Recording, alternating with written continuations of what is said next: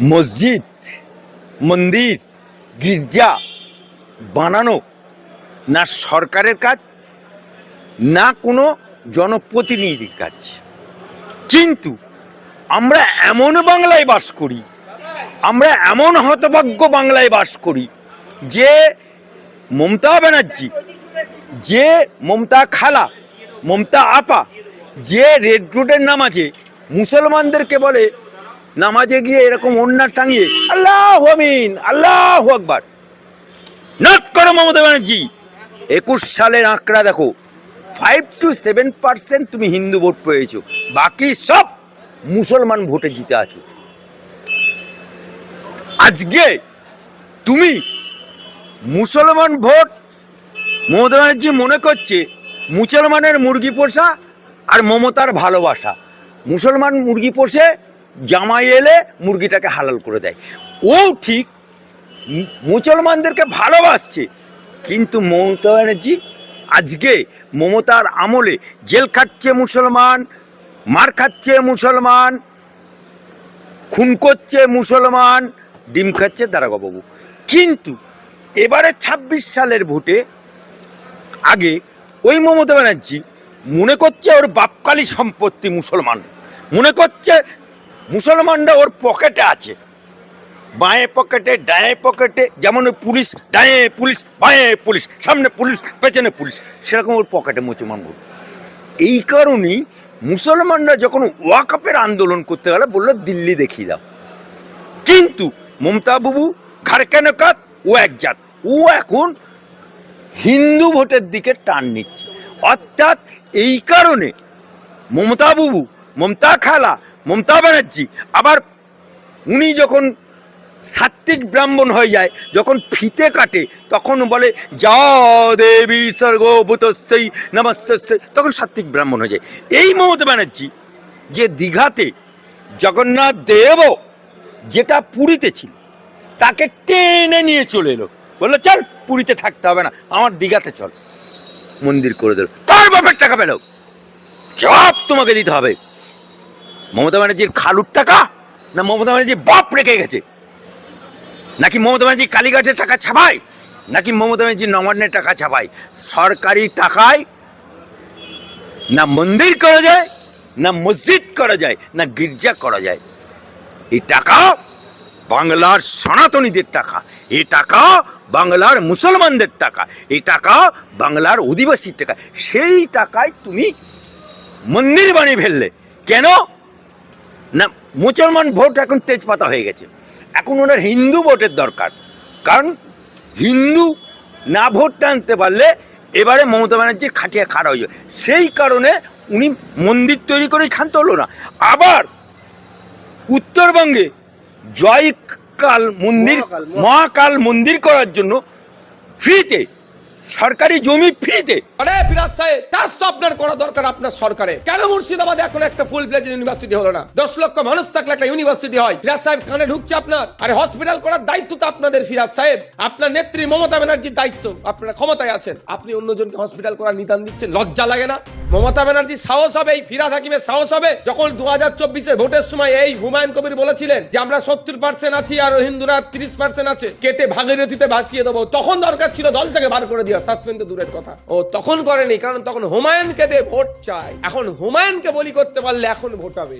ফিরাদ হাকিম সাহেব শুধু মাইকে বসে বড় বড় জ্ঞান দেবেন আপনি। সব থেকে বড় অপদার্থ এখানে যে কটা সংখ্যালঘুদের মধ্যে নেতা আছে, সব থেকে বড় অপদার্থ নেতাটার নাম হচ্ছে ফিরাদ হাকিম। ও মুসলমানদের মাসিয়া শাস্তে যায়, মুসলমানদের জাতির পিতা শাস্তে যায়।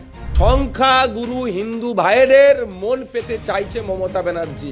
এই মন পেতে চাওয়ার জন্য ইতিপূর্বে এই হুমায়ুন কবির সাহেবকে 2 বার সাসপেন্ড তৃণমূল করেছে, এবার হ্যাটট্রিক হলো। মার খাচ্ছে মুসলমান বকটুই, মরছে মুসলমান বকটুয়ে, জেল কাটছে মুসলমান। মমতা ব্যানার্জি তিলে তিলে মুসলমান সমাজকে ধ্বংস করছে, চোরেদের সরকার এটা।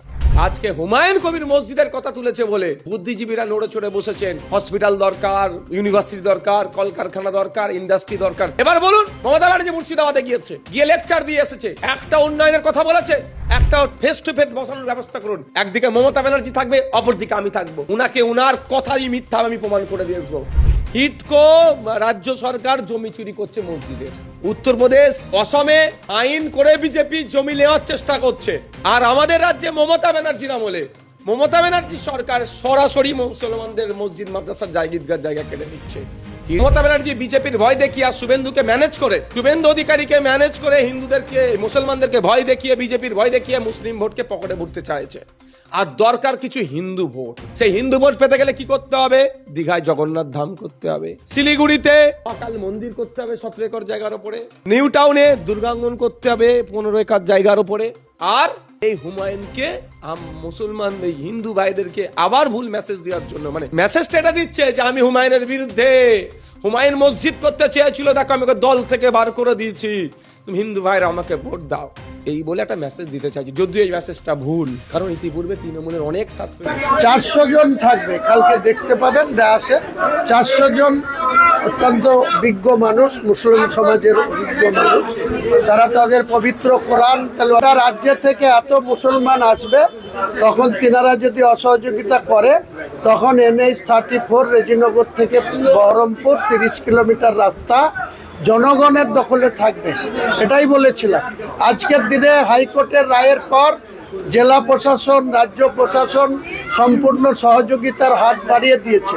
কাজেই আর এইসব খুঁচিয়ে, এই যে একজন আসছে কালকে থাকবে না, আছে বহু জায়গায় উনি জালসা করে বেড়ান, আসাম, ত্রিপুরা, বিভিন্ন জায়গায়, মেঘালয়। উনি আমাদের এখানেই বাড়ি, আমার খুব বন্ধু লোক। আব্বাস সিদ্দিককে নিমন্ত্রণ করেছি, কিন্তু ওনার একটা ইম্পর্টেন্ট কাজ পড়ে গেছে, উনি আসতে পারবেন না, আমাকে মেসেজ দিয়েছে। সাপিরি সিদ্দিকীকেও নিমন্ত্রণ করেছি, উনি এখন পর্যন্ত বলেছেন যে আমি ইনশাল্লাহ চেষ্টা করছি আপনার ওখানে পৌঁছানোর। কালকে অনেক অতিথি আসবে, এটুকু আপনাকে বলছি, অনেক অতিথি। দেখুন, বিচার ব্যবস্থা জুডিশিয়াল কোনোদিন কনস্টিটিউশনের বাইরে বা তিনাদের আইনের বাইরে কাজ করেন না।